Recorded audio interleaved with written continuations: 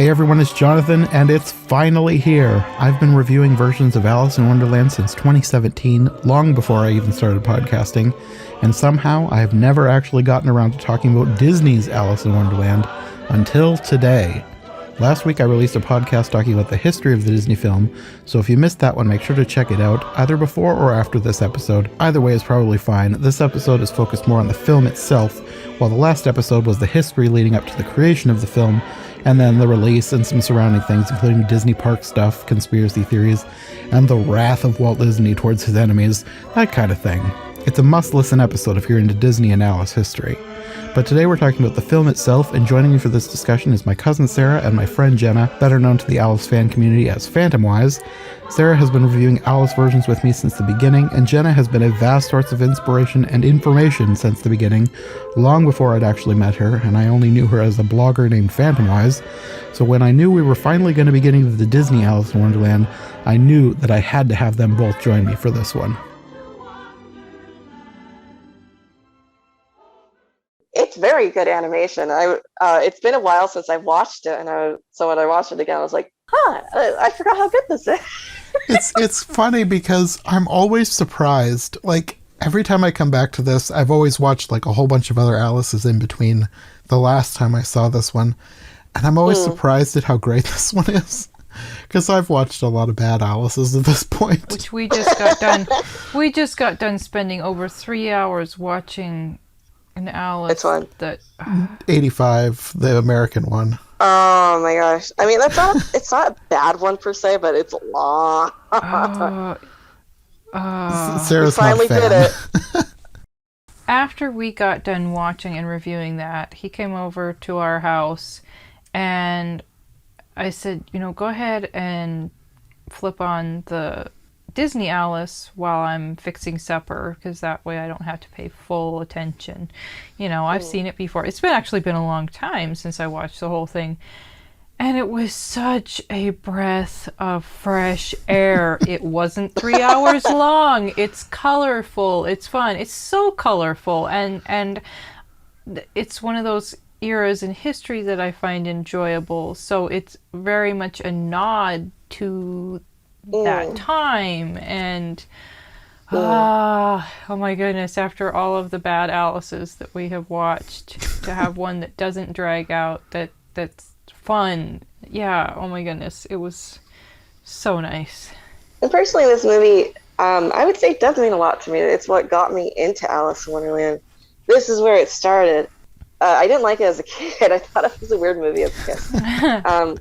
But I watched it again as a preteen, and I was like, I like this movie. I'm going to read the book.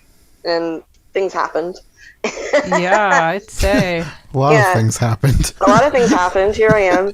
So, though it's funny because as I walked into other Alice's, I kind of wandered away from this one a bit. I haven't watched it in a long time. Because at some point, you've seen it so much, you go, yeah, I've seen that. I don't need to see it again. And the thing is, it's a good one. They switched stuff around. Yes, they took liberties, but as I'm watching it, there's only so much I care. Usually I nitpick over, okay, this would have normally been in the other book, and they did this wrong, and they didn't need a song there. But with this one, it's like, go ahead, guys, just soothe my soul. Like some relief lotion after you get a sunburn, that kind of stuff, right? Yes, oh my goodness. Because and also when I was doing my blog, I would get a lot of messages like, "Oh, the Disney Alice," and it's like, what are you guys stubbing your nose at? It's pretty good. And it's like, yeah, it's not quote unquote faithful, but then we got burned, so I don't think you can complain about it being unfaithful anymore. It has so much to offer. And I like the changes they make. I don't agree with like every single one of them. Mm-hmm. Like I probably wouldn't have added in Alice wanting to go home. I probably wouldn't have done the Tweedles, but I have a thing against the Tweedles, so that's just me. I wouldn't have emphasized the Queen's rear end. I wouldn't have given her heart underpants. I think that was of the times too. Like, oh my goodness. Oh, that was very of the times. Underwear is so funny, haha. And it's like, no. That's my main beef. I think my main beef probably is her whole "I want to go home" thing, because that's not from the book. She's just kind of in for the adventure in the book, and I like that about her. So it is slightly annoying that once she gets to Wonderland, she's like, I don't like this anymore. But doesn't she have to get I do kind of find that lost in annoying. the wood before she starts feeling... Well, I think she just gets frustrated before She that. gets like progressively more annoyed with people, which I guess is understandable life. because the people in the story That's kind of are. why I like the 1972 version of Put Me on a Fullerton, because I feel like that Alice has fun with what's going on, but also she gets annoyed. Like she'll be like, "Okay, you've reached my limit. You're annoying now." So I feel like that one has a good balance, but in this one, she doesn't really seem to be having any fun. So it kind of just feels like she's being a downer. But I do think another big part of that is the animators ended up focusing way more on the characters she's meeting rather than her. That's true. Yeah. So like I feel like for instance, if you think about the Mad Tea Party, you're thinking more about like the Hatter and the Hare, and especially like the Hatter. You're not really thinking about like how she is in that scene. Yeah. I feel like they might have not focused on her enough, I guess, and that might be why the Tulgey Wood scene stands out to a lot of people. But still, though, like I like Catherine Beaumont. Yeah. I like her voice. I love her mannerisms because they did live action reference with Yes, the voice and acting. I could tell that with a lot. There's so many moments in this movie where I noticed little movements, little facial expressions, and I knew that they were copying probably her specifically. They captured her personality very well. That's like my favorite thing about the animation is how well they captured her personality. That's cool. I would have loved. I wish they still had all the live action reference. I think they've only released like one clip of it that they've been able to quote unquote find. I'm kind of doubtful that they've really lost most of it. It's got to be buried in the archives somewhere. Yeah, it's got to be somewhere, and I really doubt there's only one clip. If they could find the whole thing, they should put together a whole movie. And make money I off would of love it. that. Yeah. I mean, if they did that and they released it in the theater, I'd definitely go see it. Yeah. They should do it for some kind of anniversary. Or what? Put it on Disney Plus. Disney Plus is the perfect place for something like that. What year did this movie come out? 51, I believe. 51. So they could do it for like the 75th. I just remember that they just did like this merch line on the Disney store. Maybe that was for this. It probably was for the 70th. Because 70th would have been last year, wouldn't it? Yeah, yeah. Yeah, they just did a huge line. It was pretty good. I got some of it. But anyway, Your own birthday present.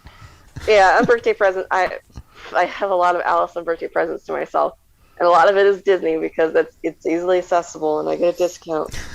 But you have connections. Yeah, it's like, oh no, you're feeling my obsession. But anyway, I think Catherine is wonderful. I love her expressions. I would totally just watch a live action version of this movie. You don't even need to animate the Wonderland characters in. I'll just watch her. It's fine. So I love that they did that and they were able to like animate her with that. And you could tell that with the other characters as well. Like in particular when Jerry Colonna he would do this waggling eyebrows thing and the March Hare does that.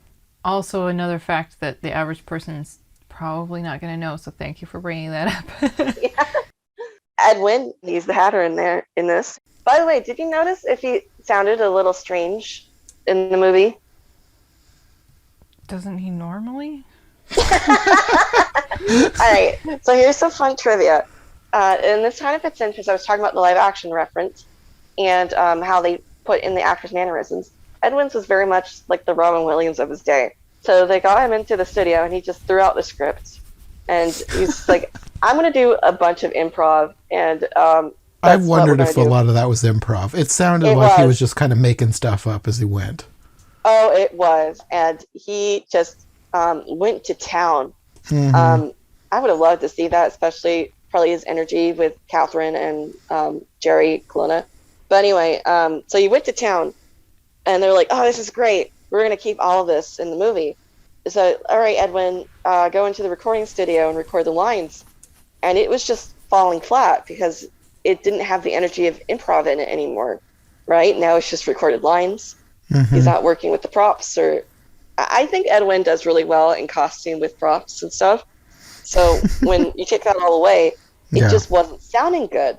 So they went to Walt and they're like, "What are we gonna do?" Like, he was really great in the live action footage, so we wrote it all down, but he can't replicate it. And he's like, "Well, you have it on tape?" And they're like, "Yeah." And he goes, "Use that audio then." They're like, "But Walt, it's not professional movie quality audio. Like, it's noisy. There's things going on in the background. Other people talk." And he's like, "Well, I'm figuring it out." And He's So like it's like they the did. adult that came in to help the kids or something, and like, well, play nice. I gotta go do laundry now. Yeah, Walt did that a lot actually. He would just be like, "Figure it out," and they would. So they actually did figure it out, and they did a really good job. And you can't even tell. Yeah, I wouldn't have known. Yeah, if you listen to that scene, you can notice a slight difference in his audio quality compared to the other two. I probably will now, but before this, I would have had no idea. Yeah, so I would love to see that live action footage when he was improving and going nuts. I'm sure it was a lot of fun. It's got to still exist. They better release it at some point. Maybe Yeah, they're saving please. it for the 75th anniversary. Please, I mean, we get more and more. Like there's like Robin Williams did a lot of improv for Aladdin, and they've only released like a tiny bit of it. That's true. I think they have like over 2 hours of improv material from him. So My. yeah, I'm sure there's even more improv material from Ed Wynn that didn't even make it into the film. So please find it. This is the perfect use for Disney Plus. I've been saying this for other things, but like Disney Plus is the perfect way to release a lot of this behind the scenes stuff that we don't get to see. They need to do more extras. Yeah. They don't have enough extras. Like, it's normally just the movie and a trailer. They're making the whole TV series and sometimes movie length episodes for behind the scenes of like The Mandalorian and the Marvel movies. They should go backwards and do some of the old stuff and do the same thing. Yeah, they have stuff that they released on the DVDs. They could just put that up. Yeah, But that too. they don't want to do that because they want you to buy the DVDs. Well, I do have a DVD, but Yeah, I want more. that's how they get us though. Like they have this stuff. They know they have it, and they keep it in the vault so they can re-release bits of it. So you'll get the next edition. So you see the new bit. That's how they get you. Diabolical. Yeah, it's diabolical. So I guess we might as well talk about the Matt Tea Party while we're here. What do you guys think of the Disney Matt Tea Party? I love the animation. It's very, very fun.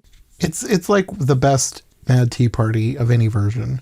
The way they animate the teapots, the way they do all the weird versions of pouring tea, like cracking an egg, like taking the pot and cracking it like an egg, All the sight gags. snipping the stream of tea with his ears, pouring the teacup and saucer out of the pot. I love all that stuff. Half a cup if you don't mind. The Mad Tea Party, sometimes it's not mad enough in different versions. And this is just like the animators went all out. What I find interesting about the Disney Tea Party is when you think about it, when you really think about it, in the book, it's not that mad. It's more like the topics of conversation are mad, right? Mm-hmm. Like these are crazy people having a tea party.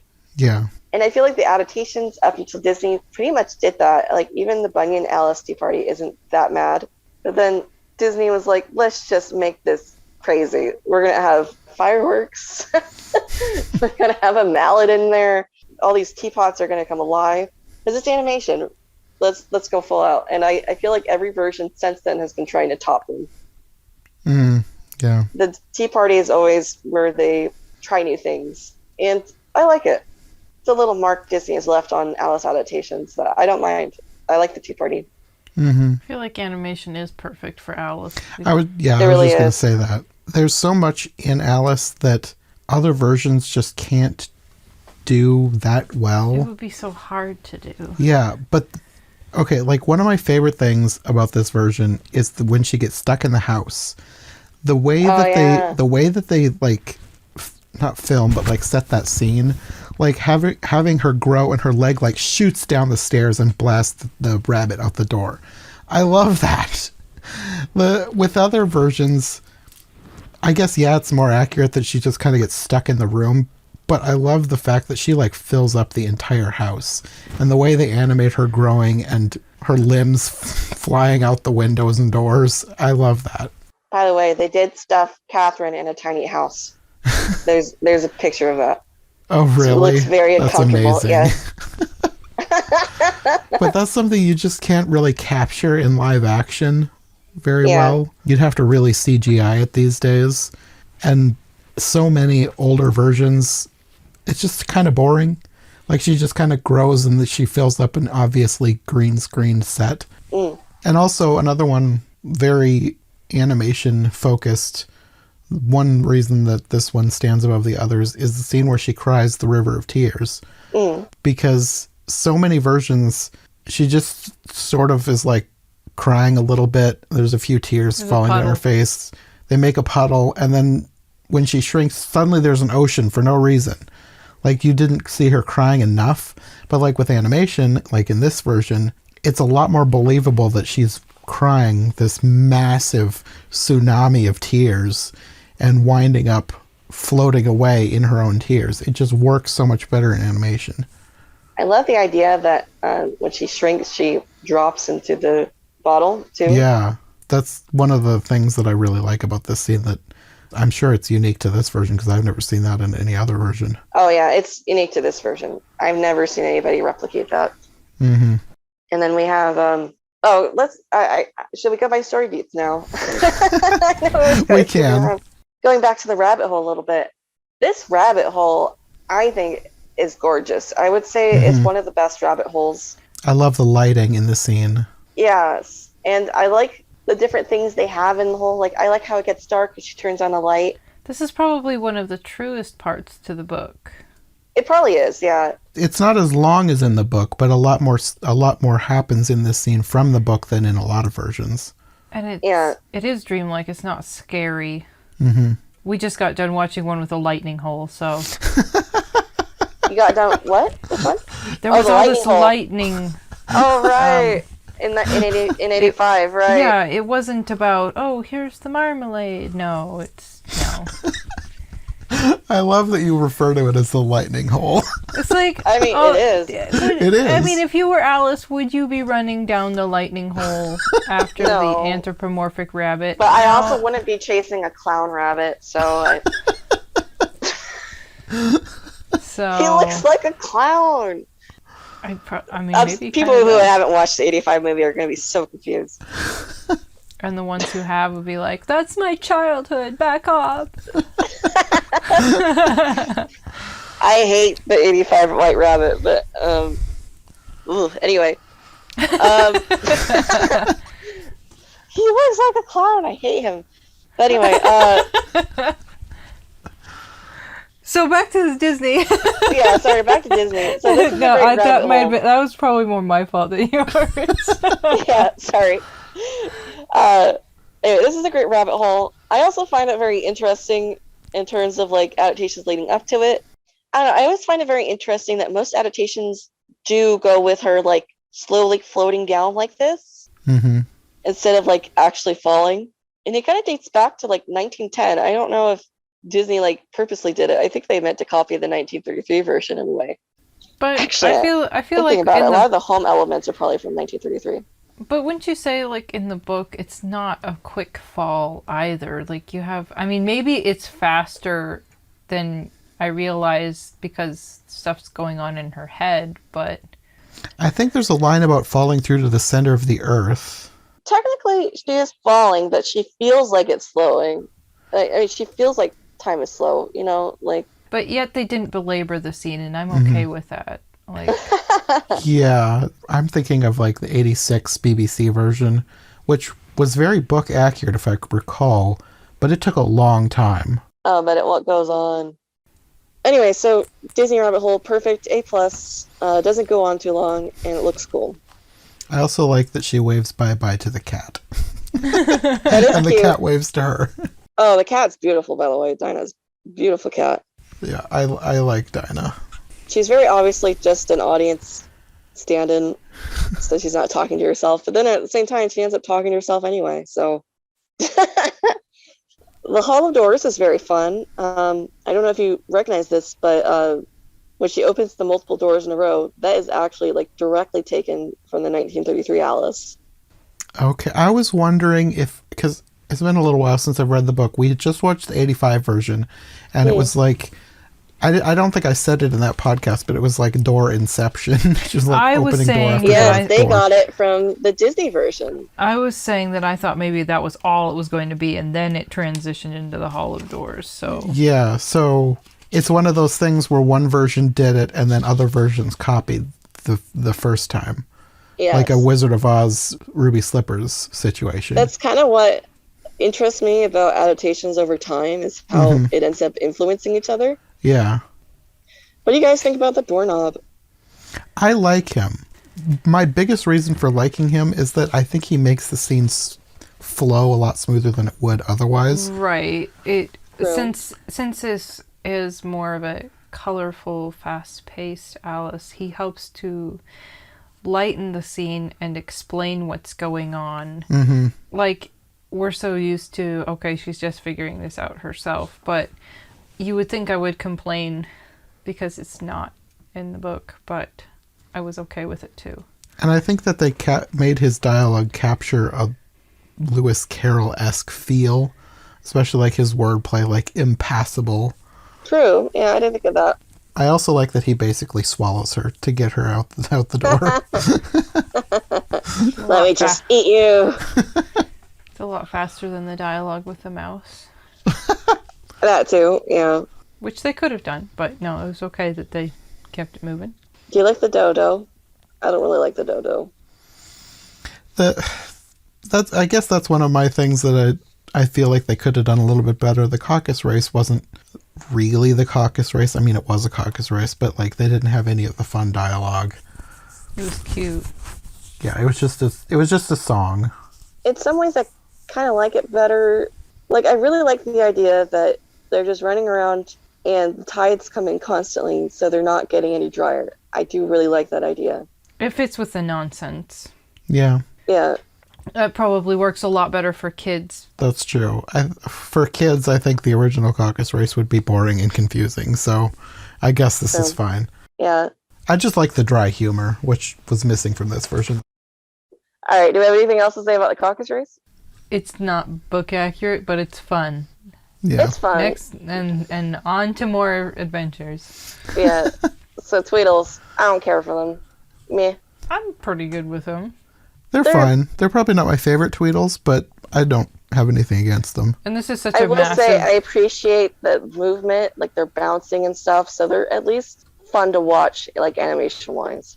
Mm-hmm. This is one of those massive liberties because this is totally, like, it's not even the same book. So we're like, okay, we want to put the Tweedles here instead of... Yeah. And because of that, they've been in every Alice thing ever since, because Disney decided to put them in. But it works. Yeah. I figured that this Alice was probably the first one to do that, because you pretty much always get Tweedledum and Tweedledee in most versions now. Yeah, I mean, they were in 1915 and 1933 as well, but those were versions that also covered Looking Glass separately. Yeah. They weren't stories that were merged together. Mm-hmm. Yeah, this is the first one that merged them in this way, though, because even in that merged version, they come in order. Like, they do the Wonderland events and then Looking Glass. Mm-hmm. Whereas this one, it's actually like, we're going to put them in the middle of Wonderland. Mm-hmm. I don't care too much about the actual mixing, like them doing that. I don't like the Tweedles. And Do you not like them, period? Or just these Tweedles? I do like some Tweedles in adaptations. It really depends on how they're being done. These ones just don't speak to me. And I feel like they kind of grind the story to a halt, in my opinion. Listen to the movie. Well, that's kind of true, because it's almost like they have a short film in the middle of the movie, because they go on to do The Walrus and the Carpenter. Yeah, I think that's my biggest issue, actually, probably, is I really don't like Walrus and the Carpenter. if you're gonna give me a Tweedle thing, I probably would prefer the battle. Mm-hmm. Because I feel like And the there's some crow. humor in that. I'm like, you can't have both either. It's either the battle or the walrus and the carpenter. I will say Disney mercifully shortens the walrus and the carpenter to the best bits, so it doesn't drag on too long. And they also only chose one. They didn't do both the battle and the walrus and the carpenter. So points to them. I just don't care for their Tweedles. They're cute characters to me. They fit into that era of Irishmen in cartoons. I didn't think of it that way. You know? Mm. I don't think of it as a mean thing anyway. It's just, I think it's also a window into history of when, maybe not so much at that point, but in recent history, how you would have had a wave of Irish immigrants, probably a lot more people with Irish accents, and just infusing that in, whether it needed to be that way or not. I never really even gave their accent a thought. Yeah, I never really made the connection. That's interesting. Oh, I've contributed! Yay! I think a lot of us as audience members, especially for older films, like that stuff, like goes over in a way we're so used to it we don't even think about it, and it also goes over our head. I think it's interesting. It is interesting. I like was it the mom or the grandma who was wiser than The Mama Oyster. All right, so what happens after the Tweedles? We get the White Rabbit's house, right? Yep. which we basically already discussed. Well, did want to talk about Bill, because Bill... I am? Bill is... He makes a cameo in The Great Mouse Detective. He does. But I also have my own theory that he inspired the lizard for Rescuers Down Under. I don't know this. This is just me thinking. But the lizard in Rescuers Down Under seems very Bill-like to me. Maybe. It's been a while. I didn't grow up with Rescuers Down Under, so and it's been a while since I've seen it. Of my childhood. Part of my childhood. I had the tape, but then our VCR ate it. Oh, no. We never got a replacement because, they did that in the vault thing. We also, our Little Mermaid tape was also eaten. Rest in peace. So I didn't grow up with Little Mermaid either. Tragedy. That's the worst for VCRs. Like, I always hated when VCRs did that. It was always like such a pain. Like, you've got to like slowly try and pull it out so it doesn't rip. Especially like with Disney movies at the time, because they were doing the in the vault thing. So if your tape got ruined, you couldn't buy a new one because they weren't selling it. Mm-hmm. But anyway, so I don't remember the lizard Rescuers Down Under, basically. Well, he was a frilled lizard, but I just feel like, especially his limbs, his mannerisms seemed very, I don't know, he was kind of like Bill. It's been a while since I've seen it, so I can't say for sure, but in my head, it's an inspiration. Well, they definitely had Bill on their mind because they did Great Mouse Detective a little bit before that. So Yeah. I love Great Mouse Detective, by the way. That was creepy. I was terrified of Ratigan as a child. Forget Ratigan, the bat. Upside down in the window coming to kidnap her. What about in the pram? What about... you know what? The window bothered me more. I'd kind of forgotten about the pram. No, thankfully I didn't develop a phobia of baby carriages. But I wouldn't be surprised if that movie was to blame for me being a imagining monster in the dark window, and yeah. Not gonna lie, I'm glad I grew up with Great Mouse Detective. I would take it over Little Mermaid. Oh, we still watched it. It just scared me. Anyway, so Great Mouse Detective, underrated movie. And yes, Bill is in it as a henchman for Ratigan. It's awesome. Bill's supposed to be a good guy. So is it literally Bill or just a Bill ripoff? Disney is they do take characters from previous films and then put them into newer ones, but they're not really meant to be canonically there. Yeah, it's not like the same universe. Like Bill moved to London to work for Ratigan. It's just he just decided that he had it in for little girls after he got kicked out of a chimney. Well, with this one he gets sneezed out, which is another thing I like about this scene. With this version he gets sneezed out, which is another version I like. Or another reason I like this version.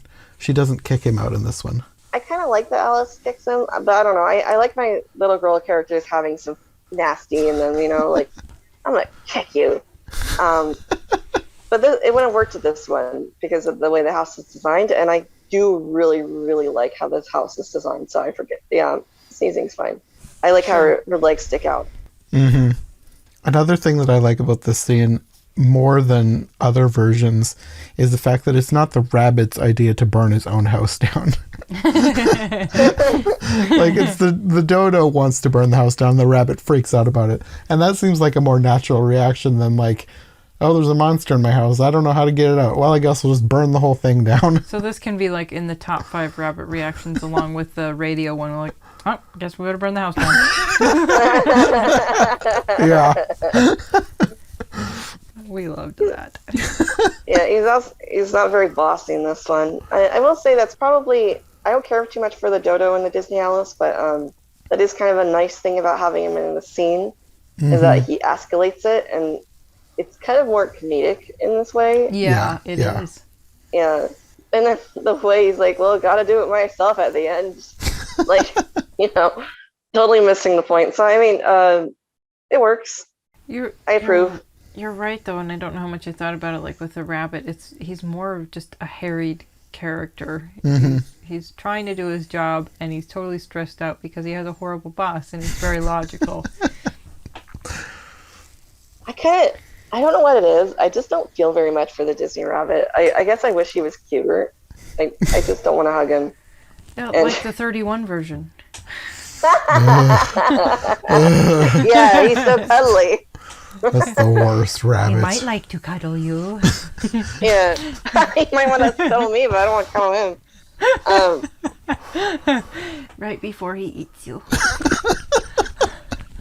I do like my rabbits with a little bit of spite, I guess. I do kind of like them with that. So I like 72 with Michael Crawford. Okay, he's my favorite one. Adventures in Wonderland 2, which I don't know if you guys have seen, but the Disney TV show from the 90s.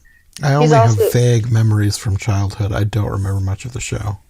He's a very sensitive character, but he could be really sassy when he thinks somebody's stupid. So I don't know. I like my rabbits with a little bit of sass, even if it makes them a bit of a jerk. I like that. But anyway, I wish the Disney rabbit was cuter. You just like spunky characters that have some sarcasm in them or something. I guess so. Yeah, because I like when Alice kicks too. So yeah, you want the fighting spirit. Yeah, that's also my thing with Dorothy in the MGM movie. I hate that they took away her action to melt the witch. Because in the book, she's like, I don't like you, I'm going to throw water on you. And in the movie, it's an accident because she's just trying to help out. So don't take away my fighting spirit in these characters. I like them being Yeah, and mean. you just got done saying you wish that Tweedledum and Tweedledee had been fighting instead of reciting a poem. Oh no, this is You're saying a lot learning about me. yourself. Just relax. I'll get out my notebook. Therapy. Yeah. I want other people to fight, and I just want to watch with popcorn, I guess. But in a whimsical, colorful way. Yes. I also really love the cookie design for the Eat Me cookies. I like that they changed them to cookies instead of cakes. I don't know. I'm here for it. Like, I know that's not faithful. I know that's not what Lewis Carroll was imagining. I don't care. I like the cookies. They're good. Well, I also like that she eats a carrot instead of whatever rocks turn into cakes thrown into the house, too. I kind of like the pebbles turning into food, though. I don't know. It feels very strange and dreamlike to me, so I do kind of like that. It depends on the version, but I liked that they did the carrot scene in this one. I thought it was funny when she pulls up the rabbit and he thinks she's bitten his hand off. There's some comedy in it. And actually, that does make me think about size changes in general in this version. They're much more, as an old friend used to say, they're corrected. So they make a lot more sense. Like when you shrink when you drink something, and you get bigger when you eat something, except in this case, the carrot made her shrink. So it's more like logical. Mm-hmm. Like, and she has both the mushroom pieces in the trial scene, so that makes her grow big and then small. instead of just growing big randomly. Hmm. They paid a lot more attention to the size. Like some versions Yeah. have her walk from one scene where she's like human size, and then suddenly she's next to the caterpillar, and then suddenly she's going to the Duchess's house, and there's not really any super close attention paid to how big she was supposed to be. Also, probably the beauty of animation is like what fits the best in this scene, Yeah. and just draw that. You don't have to.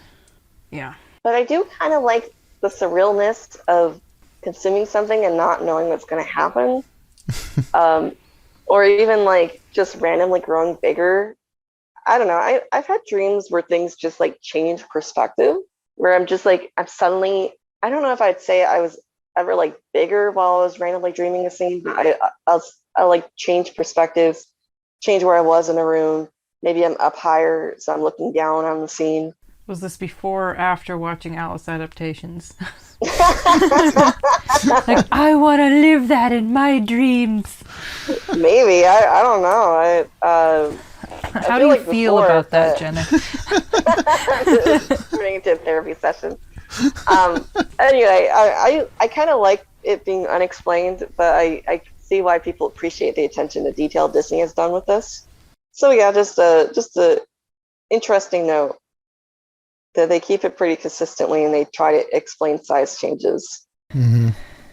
And instead of pebbles becoming food, she actually like sees a food and takes it. I guess we can move on to the next scene from here, because after she shrinks, she goes out and finds the talking flowers, which is another transplant from Through the Looking Glass. No pun intended. Actually, no pun was intended. It just happened. They also incorporate the interesting insects, too, which I liked, which you don't usually get. There's hardly any versions that have, like, the rocking horsefly. And They had bread and butterflies, which were very cute. yes. There was also the caterpillar and a dogapillar. I think it makes more sense with the flowers than it does in the book, to be honest.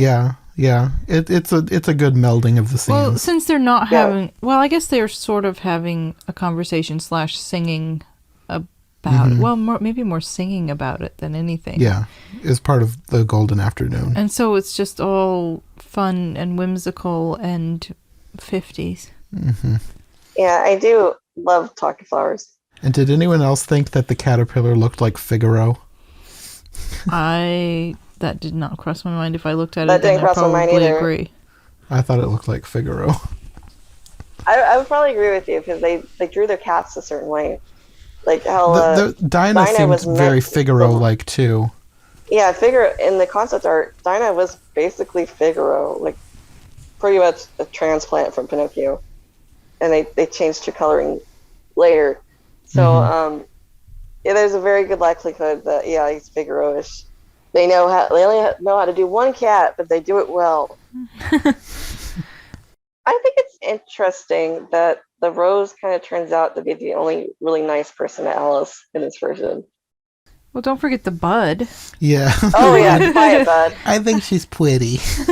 Yeah, Quiet bud.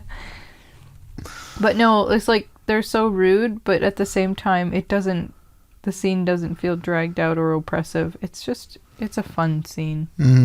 There's other versions where it's not very fun. Yeah, it's funny. It's not even that long of a scene usually, but I actually think the Disney version, you could actually argue it goes on longer than usual because of the song. Mm-hmm. But the song works. is engaging. It's engaging. Yeah. And like the White Rose, it's so of the times and it's so pretty. Yeah, it is pretty, and there's still. I also think it's a good mix of like pretty things and sight gags and like interesting things, like the rocking horsefly. You see the design for the flowers. You got like the little dog flower that barks at her at the end. So it's whimsy being what it should be, charming. Yeah, so there's a lot of interest in the scene, and then we get conflict with it too, which is also good. And they're mean, so it's great. But not enough to make you hate the flowers. Like I would go back and watch it again and enjoy it again. Yeah, I like the flowers. A+ scene. I like it. I think it's probably the best adaptation of the Living Garden. Probably. Yeah, definitely. I like the rose personally, the red rose, because I also like how her leaves look like a crinoline skirt. Nice. Yeah. I like Bud. Yes. Who doesn't love Bud? But more recognition for Bud. I need some merch, please. Go to Japan. They probably have something. What you'll be Surprisingly, Googling no. after this. Yeah. Come on, Japan, step up. There's this obscure character you could be making merch for. Like, they could include the mom. Just have Bud and the mom. Aw, that's true. Well, anyway, yeah. Now I may have to look up Japanese Alice merch now. Okay. Please do. Suffer with me. What is the next scene after this? Caterpillar, I believe. It's one of the things that I like about how they've merged the stories, because it makes sense for her to be that size with the flowers before she goes on the caterpillar. Yeah, it makes sense. I think it's a very well done scene too. I will say I probably don't care too much for the caterpillar's voice actor. I thought that little song with the vowels was cute. I'd forgotten about that. Oh yeah. I think everything about the scene is pretty good. I especially like the smoke the things he does. His smoke art.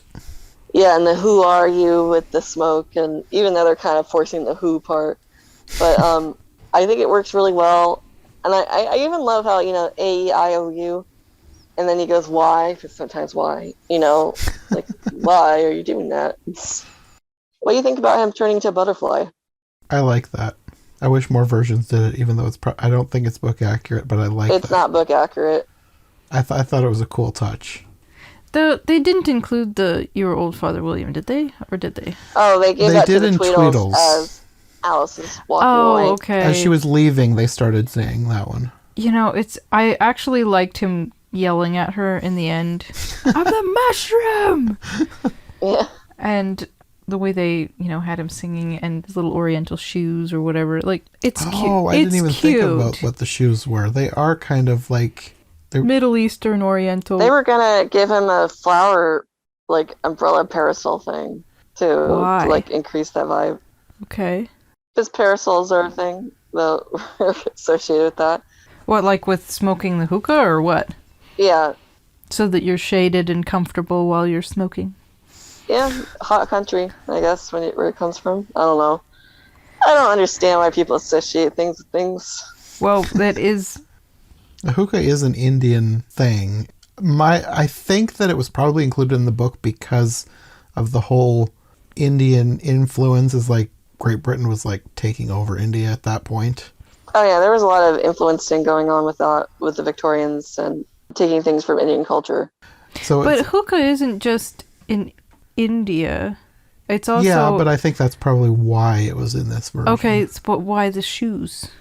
Well, that's probably... At least for this version, they probably were trying to make that connection even more clear. Because I remember, but I didn't even think of that. I think it was Rick Steves in Iran smoking hookah with a guy at an outside cafe or something. So it's not. I feel like we need a quick Google, just a quick Google to know where hookah is prevalent and originated. It's not as tangenty as probably Saturday, but. I just googled hookah, and it brought me to a hookah bar in Omaha. It's in the old market. I didn't know the old market had a hookah bar. Yeah, well, since we always take you there for your birthday. Now you got a place to go. Apparently. If we needed a prop real quick for an hour. Can we just record here really quick? They might be understanding, especially if we showed up in costume at a slow time of the day. Yeah. What you got, Jonathan? It's talking mostly about India, and it says the widespread use of the Indian word hookah in the English language is a result of the colonization of British India. So you're basically spot on with that. Yeah. So at least the word. And it is in other countries too, but a lot of it is talking about India. Okay. Either way, they made him an exotic little character. They didn't just have him smoking a hookah. Yeah. It's a good caterpillar. I would rate him an A. Okay. I can't really think of another caterpillar I would prefer, to be honest. I feel like most caterpillar scenes are pretty dull. Kind of, yeah. It can be. Well, I did really like the 85 version. That's one of the Yes, few he scenes in that did. I really liked. With Well, Sammy that's Sammy Davis Jr. Davis Jr. So exploding and turning into old yeah, Father William. and let's dance, Alice. Yeah, you're old, Father William. The young man said, like, yeah, that's Sammy Davis Jr. Though we can't all be Sammy Davis Jr.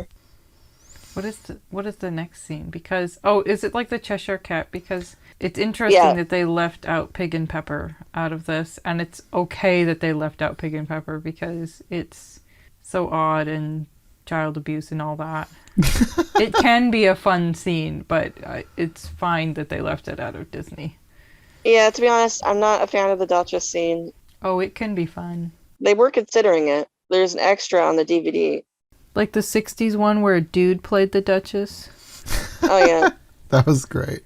I feel like when you go book accurate for the Duchess, it's hard to go through. I feel like it really slogs if you go book accurate. So I'm not a fan of the scene usually. Especially like if you have a crying baby, it's just, oh my gosh. I'm not a purist. People are always like, you're a purist. And I'm like, I'm not. I'm really not. Well, before the Cheshire Cat, there is the bird and serpent scene. Oh yes. Which I hate the pigeon. You would think would get left out, but they did actually include it. But they didn't give her a weird neck though, did they? They didn't really do it. That's the one thing that bothers me about it. I like that they included it because hardly any version ever includes the scene. It doesn't make sense that she's called a serpent. Yes. The reason that she's called a serpent is because her neck has grown so much longer than the rest of her body that the bird just thinks she's a snake. It also makes sense for the bird to be obnoxious, but on the other hand, the bird was obnoxious. So yeah, she gets on your nerves. I think I would have actually probably forgiven the bird being obnoxious if they went all the way with the snake neck. Yeah, maybe have because it's animation neck undulating a little bit or if something. anything, if you're gonna ask me like what's the best way to do this scene, I would say animation. They didn't do it. Sure, they had the opportunity and they just I guess they kind of exaggerated her neck a little bit, but I don't know why they didn't go all the way. Not enough that she was serpent-like to make the point. That's kind of like how they handled all the transformations. They keep her proportions for the most part. Mm-hmm. There aren't very many that have her growing disproportionately. Which is a shame, I think, because it's animation again. They could have done a lot of things with that, but they didn't. Mm-hmm. Maybe they thought it'd just be too much. I don't know. Maybe they just wanted her to look cute for the whole thing. Yeah, I get that's probably. I like the Cheshire Cat. They do a lot of really cool things with him. I think Sterling Holloway is excellent because Sterling Holloway has that like really sweet velvet voice. Well, it's a good but he thing. Can also be a tiny bit sinister if he wants to be. His Cheshire Cat has an edge to it. I feel like I liked the Cheshire Cat less than I used to, and maybe part of that's just the way they designed the face, but Sterling Holloway has a really great voice, so... I love his animation, too.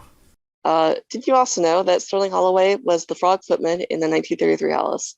Yes. I think we figured that out when we watched that one, but I don't remember. I don't think we talked about it because we weren't doing Wonderland Wednesday together at that point. I think I just made a short video, so I don't remember if I mentioned it, but we figured that out, and that was a really interesting thing because we're so used to him just being a voice, but to have him in a live action thing. You can't even really hear his voice in it.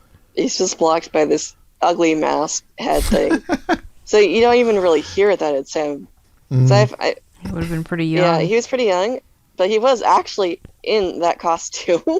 Sure. So it's fun that he's been in two Alices. I think he definitely enjoyed the cat more. Have you guys also seen when he and Catherine did the Fred Waring show in character? Yes, I think we did. Yeah. Didn't we? That sounds vaguely familiar. Yeah, and she sounded like she had laryngitis or something. You remember? Yes, that's it. He's having a lot of fun in that.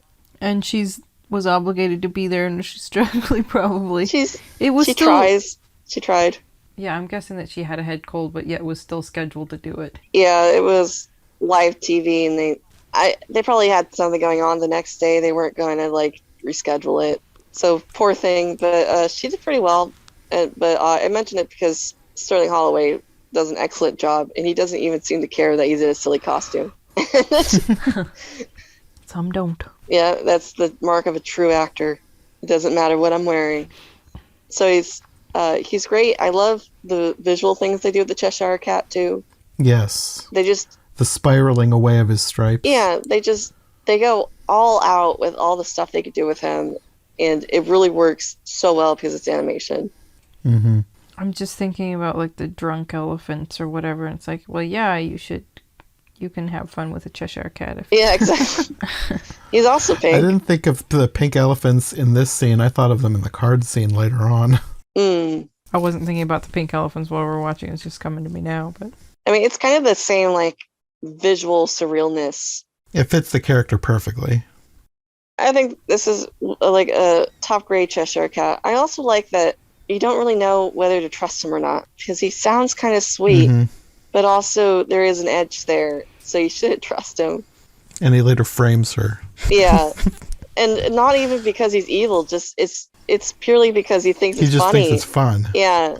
So there's he's just a chaotic demon in this world, and it's fun. He's like Loki, just an agent of chaos. Yeah, he's just like, want to see her get really angry? And I was just like, no, no, I don't. Why would you do this? He's just having the time of his life. He's kind of the villain of the movie, really, when you think about it. As opposed to the Queen? Yeah. I mean, the Queen's just being manipulated by the Cheshire Cat. Oh, is that what happened? Come on, like, none of that would have happened if it wasn't for him. He's the real mastermind. Well, tell that to the 3 cards who got dragged away and they weren't saved in this version. True, that's true. That is the really funny thing about this. I think they would say the Queen is a villain. Yeah, they're supposed to be pardoned, but the Disney version never pardons them.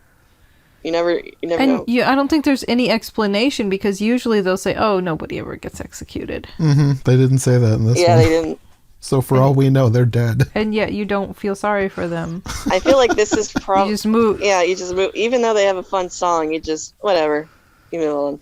I feel like that's probably where a lot of people get the idea that the cards do die from the Queen of Hearts. Like, they think she actually does execute them because the Disney version never says they don't die. There you go, people. You heard it from us. Yeah. I will say that the Burton version is kind of clever with that because they kind of merged the two. She does execute people, but it's explained away because she executed her husband, who was the one who pardoned people. Oh, that's right. So you kind of get both. Yeah. That's really dark. It is. I remember the moat. Yeah. Yes. That's where they explain it, that the king was executed, which I think would go over a lot of people's heads, but if you're an Alice book nerd... No pun intended. Yeah. Over their heads, like Alice jumps over the heads in the moat, man. You know, but yeah, so it's but it was definitely put in there for Alice nerds who were like, the Queen doesn't execute people. But anyway, going back to the Cheshire Cat, he's the real mastermind, the real villain, but we treat him like he's not because we just like him too much. Okay. Anyway, I don't have much else to say. He's grade A Cheshire Cat. I can't think of any improvements for him. And then the next is the Tea Party, which we've already discussed, so I don't know if you want to discuss anything more about We that. talked about most of it. We didn't touch on the Unbirthday song, which... Iconic. As far as I know, the Unbirthday song is from this movie and only this movie. Yes. I feel like I've seen it in another version. I was like, they ripped that off the Disney version. But the concept would be from the book, I believe. Yeah, the concept is from Humpty Dumpty and Through the Looking Glass, which... Oh, that's right. Yeah. Which is good because I don't think anybody really likes Humpty Dumpty. I would be surprised. So they took it and made it charming. Yeah, and they gave the reason for the Tea Party, which some people might say that's unneeded, but I think it adds a layer of fun to it.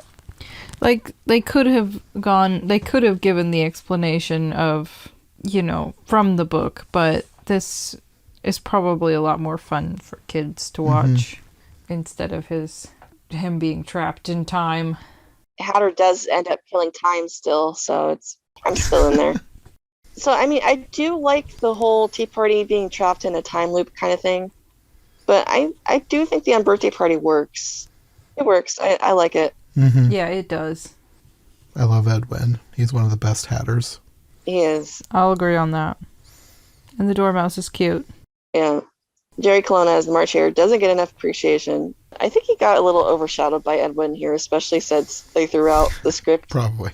for his improv. So Jerry just was kind of stuck like going off of him. Mm. That's probably why I would have liked to see the live action reference, because I feel like they probably had a good chemistry on set. Yeah. Next scene would be Told You Would. This is where the animators just kind of made up everything. Yeah, we did kind of already touch on this too. Yeah, but wasn't that dog in the book somewhere? Am I making that up? Oh, there is a giant puppy. Well, no, I mean the random... Maybe I'm making that up. Maybe I just want that to be in the book subconsciously. The sweeping I dog? don't remember it. Yes. Nah, that's not in the Either book. way, the creatures here can be really fun, like the mom and the babies, and you love the hammerbirds. Yes, the hammerbirds are adorable, and I want one. The mome rafts. Those are cute. They look like something out of the Muppets. By the way, the mirror bird, you can buy that in Japan.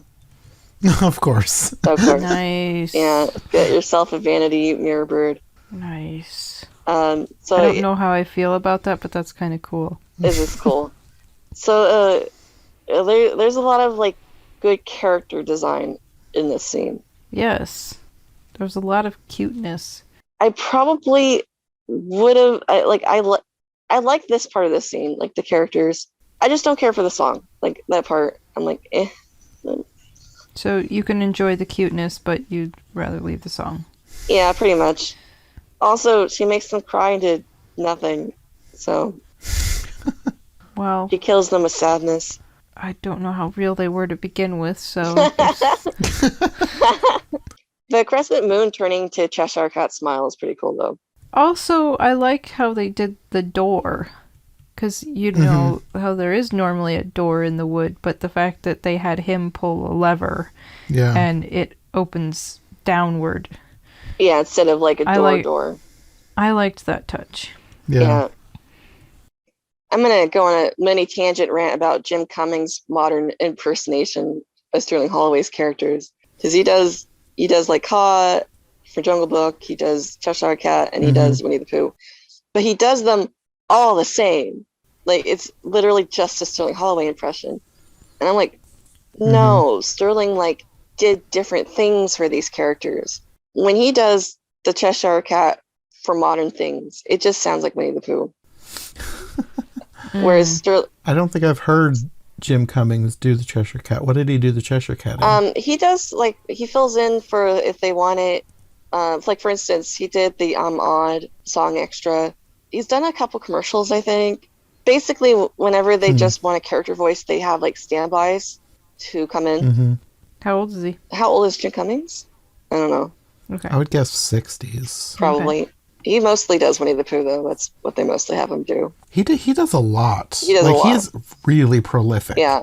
Like, he does a bunch for Star Wars now, too. Oh, yeah. He actually does one of my favorite modern Star Wars characters, Hondo the Pirate. He's hilarious. If you like Star Wars and you think he's fun, he did a table read with of Star Wars, the Star Wars script with Winnie the Pooh as Darth Vader.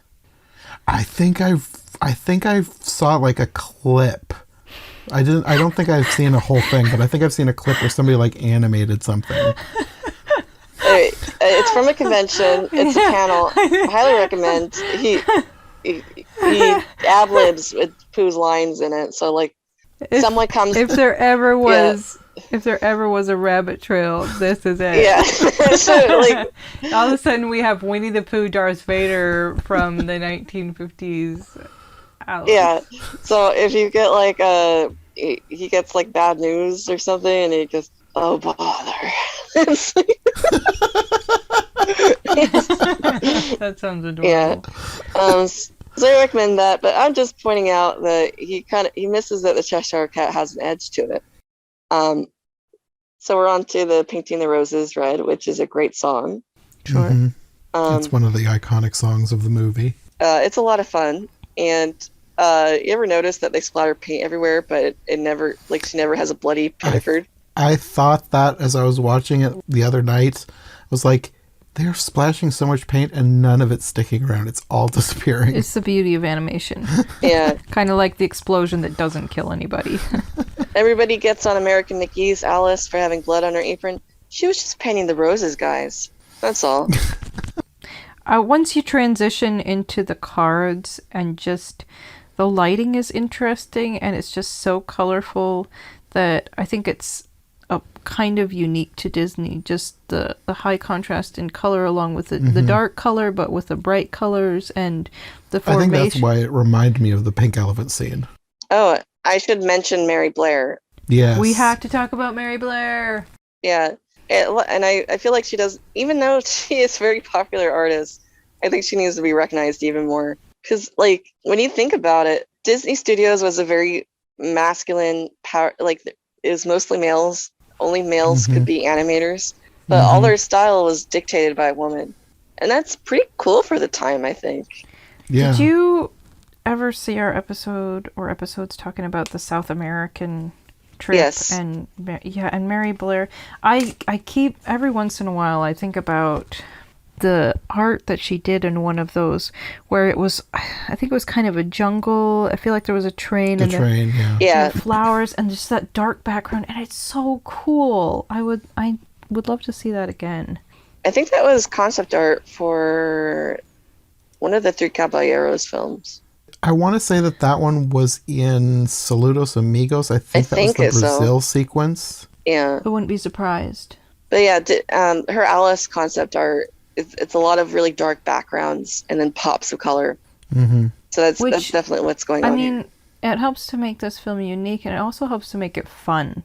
It does. Like with the flamingos and the hedgehogs, I love how colorful they are, and that they made them different colors. It's very distinct. It's a distinct style too. Like, if anybody, and there have been animated Alice's after this, not to this scale, but if anybody did make another full, like, real, like, animated movie, the style wouldn't be like Disney's just because of how the art is. And I really love Mary Blair's touch on this. And I really like how much they did with the cards, because they didn't just have them show up. They had them, shuffles and and they were actual just cards. All the different formations that they did with them. They use animation to their benefit with the cards. Right, and it's fun. Yeah. I would say these are probably the best cards. Well, besides the Svankmajer stop motion where it's actually cards. Those are cool too. But I would say these are some of the top cards. Definitely. Good flamingos, though I also do like the 1999 flamingos. But because it's animation, like, they're able to actually do stuff with the flamingos, and you got the one who's like making the fool out of Alice, which is great. I love her facial expressions in that scene. We were talking about her not having enough fun, but in this one, I do kind of enjoy her spunk in that one, because she's just like done with this flamingo. She's just like, I'm gonna choke you, I'm gonna kill you when they're not looking, And the hedgehogs are cute too. And I feel like the croquet itself is like really fun because it's animation, so you have all these things going on with the cards. Shout out to the king. Yeah. Hooray! Who really wanted to be recognized. And the king. I love that. He's pretty cute on this one. Yeah. I mean, he does take a big back seat to the queen, but I kind of like it, to be honest. He's actually pretty fun, because the fact that they decided to make him so little with that little meek voice, because he usually is kind of a slow or meek character, and the way they emphasize that with his whole design and voice and everything. I also like how he's almost like her little pet. Yeah, and she pets his head at one point. Pats him on the head. Right. But good little king. It also, it's their relationship is interesting because you think that maybe she just married him and ignores him, but she does listen to him when he asks for a trial. They genuinely seem to like each other. Yeah. Oddly enough. Yeah. So it's opposites attract. Yes. It's a cute relationship. The queen is wonderful. Did you know this is the same voice actress for the fairy godmother in Cinderella? Yes. Verna Felton. Yeah, isn't that amazing? Yes. She sounded so nice, and then she sounds like, it's great to have that kind of range. One of my favorite pieces of trivia about her, I've probably said this in other podcasts, but I love that her first role for Disney was one of the elephants in Dumbo, and her last role for Disney was one of the elephants in A Jungle Book. She liked elephants. What can we say, man? Queen is kind of a huge character too. In more ways than one. Yeah. So I really enjoy how she's like larger than life. She's a villain, but she's not like full on a villain either. If you know what I mean. Like she's not like she doesn't have like villainous schemes. Yeah. She just wants her own way. Yeah. She's just like an overgrown hothead. Yeah, an overgrown brat, So, yeah. and very easily manipulated into getting angrier. Which I can see why the cat likes to make her angry, because he can run away. And it probably is very funny to watch. Anyway, so I really like her, and I like the chemistry between her and Catherine as well, in a way, because they do kind of have a chemistry when she is even-tempered, and then suddenly Alice doesn't know where she stands. She's a volcano. So I like it. Maybe it's over the top to some people. I mean, the Queen has to be over the top. Like, that's the whole point of her character. You've got to be over the top of the Queen. She's not as over the top in the book, which is fair. But, I mean, it's fun. So, let's do it, I don't know how much I thought about it, but it's okay that they left out the mock turtle and the griffin and everything out of this. Not that they couldn't have made a whole song and dance out of that and made it very comfortable, but I mean, I think they were planning on using them at some point, because I've seen art of them, and the mock turtle is adorable. Like, it would have been the best mock turtle design from any version. And yet here we are. They actually used him in a Jello. Disney did commercials with Alice, and they used him in a Jello commercial for Alice. So, okay. I know it's random. Flavor? I don't know if there is a flavor. Turtle flavor. They just talk about Jello. Flavor. Like, that would be fitting for the 50s if they had mock turtle flavored Jello for the home cook. I don't think they did. We could make it a thing. But anyway, I'm not too bothered by them skipping the mock turtle and the griffin. I feel like it's a very hit and miss duo. Yeah, it depends on. It depends on how it's done. Yeah. Some versions are not good. Yeah. Sometimes they could really drag on. So I respect what Disney's doing here, where they're like, actually, let's just go to the trial scene. I think it's better story-wise, especially because, and I like this change, a lot of people would probably be like, what the heck, Jenna? But I like that Alice is on trial. I feel like it involves her more in the story. Yes. Instead of just being a witness, so I really like it, actually. Mm-hmm. There's more on the line. Like, I'm all for book accurate versions, but I like a lot of the changes they did, and I liked this change too. It worked. Yeah. And I feel like there's a very good reason why other versions ended up copying Disney's idea with this. It's a good story idea for a movie if she's on trial. Mm-hmm. So since she's on trial, it makes sense to skip the mock turtle and the griffin. Mm-hmm.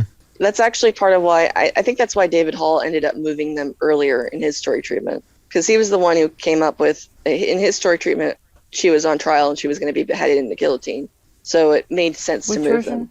That's the 1939 version. That didn't get made. It's grotesque. Walt didn't like it. Oh. Yeah. Okay. So she meets them on the beach when she washes up instead. So anyway, I think it was fine to skip them. Yeah. No, it's fine. Yeah. And I think the trial's a lot of fun. It's good. I think it's well paced. The March Hare gets a little bit more to do. Yeah, he does. Edwin did not really get to throw out the script in this part, so it's because it did have to be more scripted. Mm-hmm. But it's still suitably crazy. I like that they bring the Mad Tea Party participants as witnesses because they definitely weren't there. And I like that she whispers for the dormouse and then yells immediately afterwards. Yes, I like that too. Well, I like how she's like, "What's your evidence?" And it goes twinkle twinkle. That's very important. Write that down. Yes, it's inaccurate to the book again, but I feel like they took a lot of the great parts from the book and mixed them together pretty well. For the most part, I'd say I don't care about the liberties that they took. I really don't. A lot of people do. They made it work. Mm-hmm. I think it works. I think it's all right. This is my controversial opinion. I think it has the spirit of the books. So Yes, that's what I've said all along. It may not be book accurate, but it really captures the spirit of the books. There's also a lot to be said for keeping a story moving. Yes. Yes. I like to think sometimes while I'm watching adaptations, how would Lewis Carroll like think of this? And while I do think he'd probably think it was obnoxiously American. He would probably think that, but I think he would appreciate some of the changes from a story viewpoint. Mm-hmm. But you know, maybe I just think he would like what I like, and I like this one. So, When did he die? Lewis Carroll, 1898. So he would have been amazed. He might have been annoyed, but he would have also been amazed. Yeah, he like just barely missed the first movie, so it's a shame. Mm. It would have been neat if he could have seen if he lived long enough to see the 1903 version of Alice. Mm. Mm-hmm. He would have lost his mind. If he would lived during the film's days, he'd be all over film because he loved photography and stories. So that's like both in one. Right. But anyway, I'm rambling. So I think he would have been okay with these changes. I think it's in the spirit of the books. I think it's way more important to engage the audience rather than just making book fans happy. And I'm sorry if book fans hate me. I do love the book. You're not listening to them anymore, Jenna. You walked away. Yeah. You're going to enjoy Alice how you want to enjoy Alice. And if they want to join you, well, maybe they can. Yeah, true. I guess because of that, I'm also more appreciative of like how other people enjoy Alice, and there's some people who don't like this version, and they're valid too. It's not perfect. Maybe. Maybe they're wrong, but they're valid. Like, it's okay to have some. I don't think it's a perfect version either, but it's one of the best versions that you're gonna find. Yeah. I will like a lot of people will say it lost its the English flavor of the original story. Fair enough. Okay. Yeah. Here's the thing. After just watching the 85 version, that felt so American, even though they had more than one British person on it. And I don't get that same feeling of, wow, this is so American watching this one. It probably helps that Alice has an accent, but no, I don't have that same feeling that I did with the 85 one. So, yeah. Mm. I guess that's not my complaint. So... Yeah, I think the original reviews were too harsh on this movie. And are we? Do we still want to say anything about the trial scene? Well, I guess we could wrap it up with it. It doesn't end with her having the cards fly up at her. She's being chased. I do like the card chase. Yeah, they kind of do like a flashback through all the different scenes. Like she's racing through the hedge maze, the caucus race, pool of tears, which is... I think it's tea in the end part. I like the joining in the cup of tea. I like that part. One of the things that I appreciate about this scene is that it really does play into what a dream is like. If you're being chased, how she's struggling to get away, trying to get back to herself. And does it slow down a little bit for her? I think so. The way... Like when she's trying to get to the door, I think. Like if you were genuinely struggling in a dream. So it's creative and kind of nice how they thought that through and included that. It wouldn't be fun to live it, but yeah, kudos to them. And I think it makes a better visual climax with just the cards flying up at her, to be honest. And I appreciate the fact that they are pointing to this being a dream, because that hasn't always happened in adaptations. And I think it's good to look at this story as a dream. Mm. But yeah. And I do think the rest of the movie hasn't like pointed at it being a dream as much. And which in a way is kind of a dream self in itself, right? Like when you're dreaming, you don't think about how you're having a dream. It's only when things get like really messed up, you're like, wait, I'm dreaming. Which is essentially what's happening here. Mm-hmm. So yeah, applause to them for that. It's a good climax, I think. And I like it. It's a good adaptation. Sure. I give it an A-. Okay. I still have adaptations of Alice I like more than this one. Yeah. Like, I like 72. I like the Royal Ballet. So it's not like my favorite one, but I think it's pretty good. Yeah, I'm the same way. I have ones that I like more than this one, but this one is definitely way up there. And it is a special place in my heart. It started it for me. So it's if it wasn't for this one, I don't know if I would have tried Alice. Does anyone have any final thoughts on Alice as a whole? Alice as a whole. Does anyone have any final thoughts on this version of Alice? Yeah, it's like Alice as a whole, that's a big topic.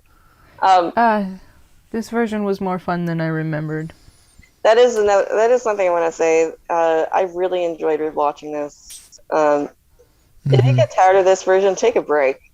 Come back to it with new eyes. And I think we can recommend a few for them to watch so that they can really come back with fresh eyes. I think that really helped us, having just watched the 85 version and having to slog through that. And then coming to this one is just a breath of fresh air. I do think people are too used to this version, so they don't realize how good it is. Yeah. Do that. Go watch some of the crappy versions. Come back. Be like, yeah, this is good. They really put themselves into this. Yes. Yeah. And even though the animators were basically didn't have a leader, Walt was checked out, they did a good job, I think. And its influence on later Alice adaptations, I think it's had a good influence. Personally. So and on Alice lovers. Yeah, again, purists will be like, nah, no, it didn't. But the fun Alice lovers like this one. The fact that it can introduce it to more generations instead of just dying back in the 1800s or the 1930s or whenever, pick a time period, the fact that it has continued on, probably a lot of that has to do with the Disney.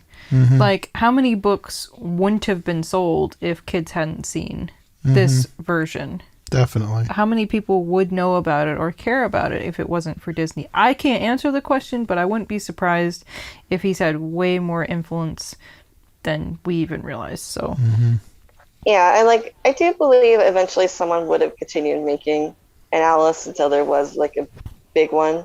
But the way the world is right now, this is the way most people are introduced to the story. Let's be glad that it's a fun way to be introduced to the story. It's, instead of being bogged down and trying to be faithful to a text source, which is different, from watching it. Reading is different than watching. Yeah, and obviously the book is good, but you're a child in this day and age, you're not gonna know your old Father William and all that stuff. It's going to be very confusing. Well, that, and while you're reading the book, you take breaks.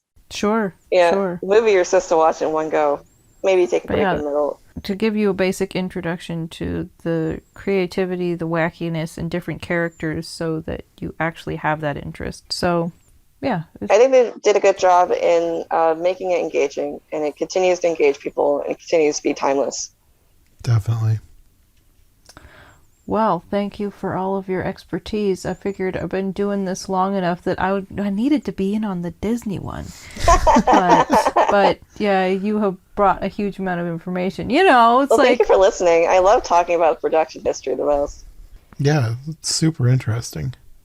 I maybe now have to go home and Google the Japanese merch and please revisit Mary Blair because never enough Mary Blair. You can never have enough Mary Blair in your life. The Mary Blair merch, it's beautiful.